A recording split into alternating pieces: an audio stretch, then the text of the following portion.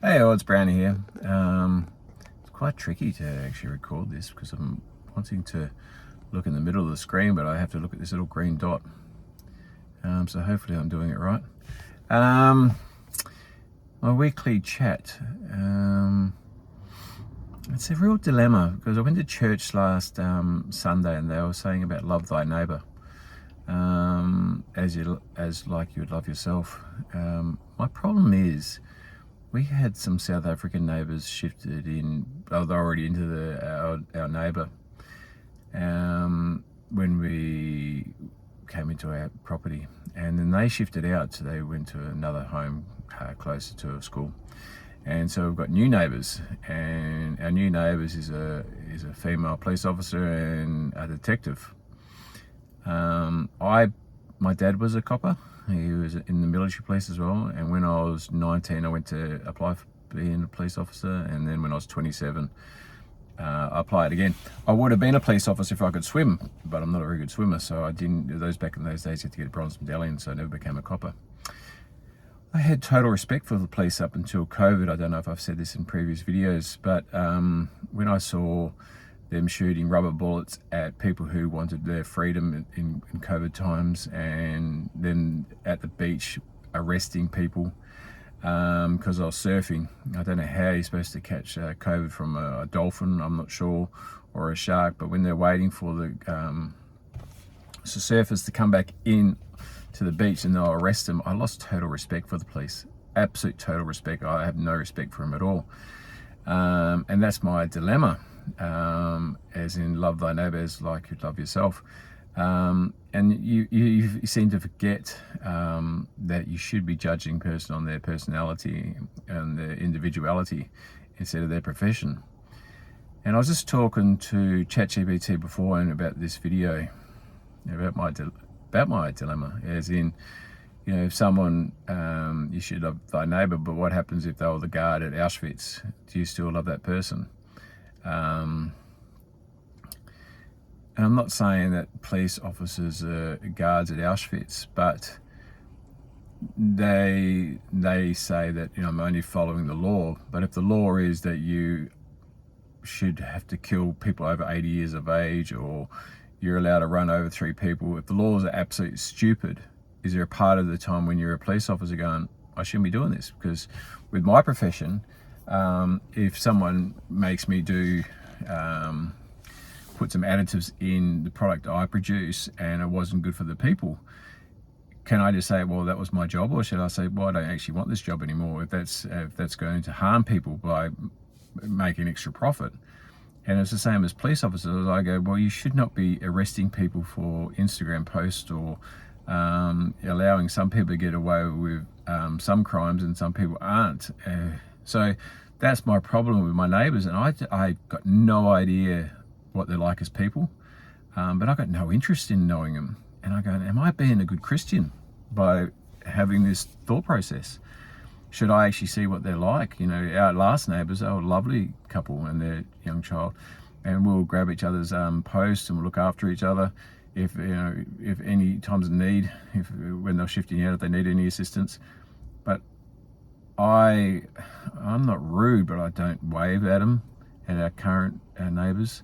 I don't go out of my way to actually see what they're like.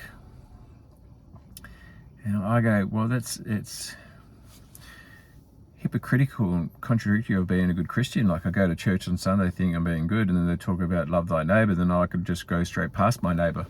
So that's my dilemma, and I don't know what to do because I just have no respect for the police. I have no respect. I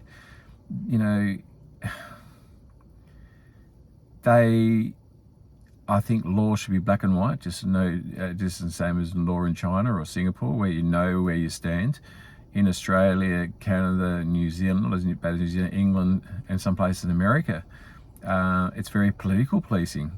How can you arrest people for being outside for COVID, and then when they're protesting for BLM, there's no arrest? And they said, well, they're just exercising their rights to protest. But if I protest against being locked in for COVID, I can be arrested. Mate, Try and make that make sense. It doesn't make sense at all. So it's very political.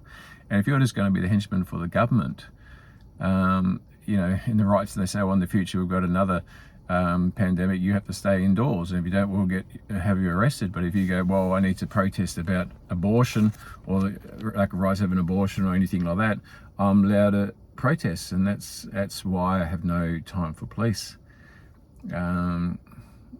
So, and I keep thinking, if you're a good police officer and if you live in Australia, you should give up that job and go to another job. Or is it just about the power of being a police officer?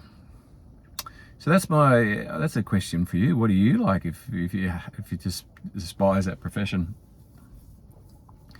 And my second question, what I'm really struggling with, is our Prime Minister in Australia, Anthony Albanese. And I looked at his very first video in 1996, and I can't say this any other way. Just absolute dweeb. Just a nerdy, can't talk properly, lisps everywhere, and no girl would ever find him attractive. It's just mostly find him attractive with his power.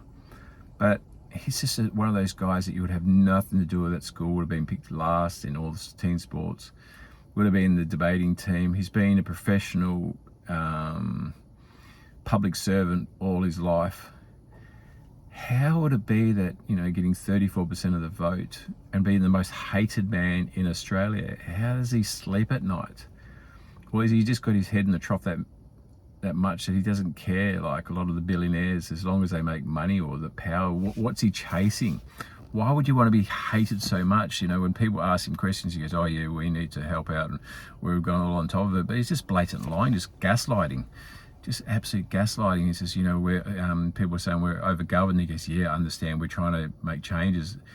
And the amount of new laws and the amount of new public servants have come in since he's been in charge. And just, I don't understand how I don't want to swear, I don't understand how he sleeps at night. You know, 50% of the population hate Trump. I'm a big fan of Trump. I just don't agree with going to war because no one wins with war. But I'm a big fan of Trump. I just think he's not a professional politician. But do I agree in everything that Trump does? No. Do I agree with most politicians? But I don't understand that. What are we gaining from having? Well, what's he gaining? What is Anthony Albanese gaining of being in politics apart from looking after his mates, which is the unions? Why would anyone want to be hated that much? Or is he living in an echo chamber where he's just getting people saying how wonderful he is? Because everywhere he goes, he is getting feedback. Most people want to go through life and actually be liked, and to be absolutely despised. You know, once again, it's love thy neighbour, but I can't love him. He is ruining this great country of Australia. I've never, you know, I'm only 55 years of age, but I've never known Australia to be as divided. And it's all caused by him and his useless big-eared mate, Jim Chalmers. You know, it just shows that when he was on that podcast and he was talking about the Japanese Prime Minister and her breasts, and he couldn't be a decent human being and say, well, he should be more diplomatic, shouldn't be laughing about that in the first place. But he couldn't actually come out and said he was wrong. And then when he says he wanted to shag Kylie Minogue, firstly, I felt sorry for Kylie Minogue, but, you know, I felt sorry for his wife. And I'm just saying, what a horrible, I know that it's men talk, but as a politician, as a Prime Minister, a leader of our country should be hearing that. And then if you say something about, like, the Sydney Swans, it's, you go, well, men need to look at how they treat women. And I go, well, why aren't we calling out the Prime Minister for talking about the Japanese Prime Minister's breasts? Yeah, it doesn't make sense. It doesn't make sense that we have war in Ukraine and Russia, and we have war in Iran, and we're taking, you know, we're disposing of sending the president of Venezuela in prison, and we're talking about Sydney Swans players running amok, being young men, what young men do. Not condoning or condemning what they did, but they are young men and they kick a leather ball. They play football, but they kick a football. They're not mature enough at 25. I don't know why we put them in pedestal, but why is this on the news when no one's been charged for it? No one seems to be going to the police about it. But this is on the news every day while we've got freaking politicians looking at our superannuation, looking at how much more they can tax us, and people will go, oh, did you hear about the Sydney Swans players? I don't give a flying F. I'm worried about how I'm going to survive when I retire. Is they going to tax us any more? Albo, Australian government's never received as much tax, and we've never been as much debt. I don't know about you, but would you want to be in a plane where the pilot doesn't know how to fly a plane? Why the hell are we getting these idiots running the country? Well, tell me what your thoughts are, because I'm really struggling, and like a lot of Australians who are struggling. Especially if you're young and you don't know. If you live with lions all your life, you think it's the normal. But when you've lived with normality before, it's